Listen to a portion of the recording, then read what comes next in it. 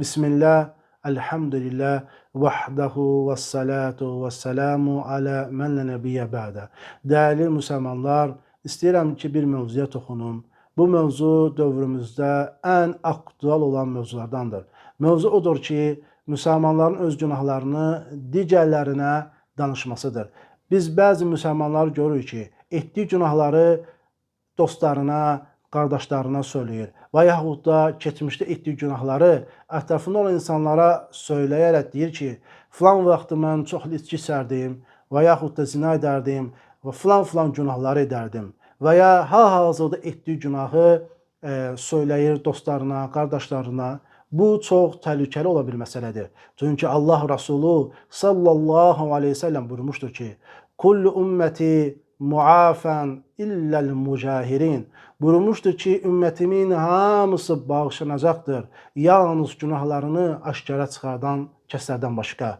Sonra buyurmuşdur ki, ve inne minel mecaneti en ya'mele raculu billeyli amelen thumma yusbiha ve kad satarahullahu feyekula ya fulan amiltul berihete keze ve keze ve kad bata yasturuhu rabbuhu ve yusbihu yakşifu sitrallahi anhu. Buyurmuştur ki, Allah Resulü sallallahu aleyhi ve sellem həyanın olmamasındandır ki, bir kişi gecə günah işlədər, səhərisi Allah onun günahını örtdüyü halda dostlarının yanına gəlib, ey filan kəs, dünən axşam filan günahları etdim söyləyər.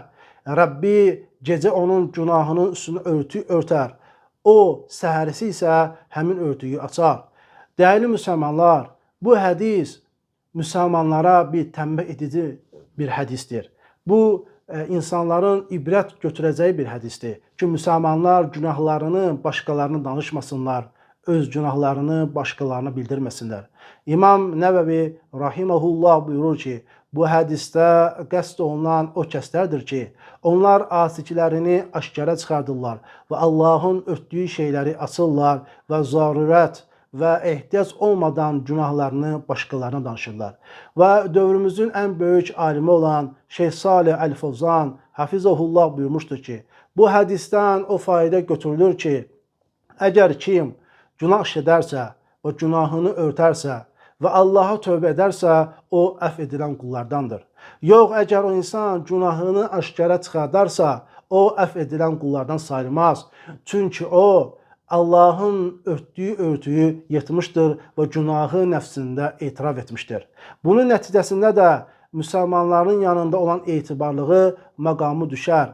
Ha belə özünü şübhəyə və ittihamın altına salar və insanlar ondan çəkinər və həzər edər. Və ona görə də insan öz günahlarını danışmamalıdır. Çünki günahlarını başqalarına danışmaq ən böyük günahlardandır.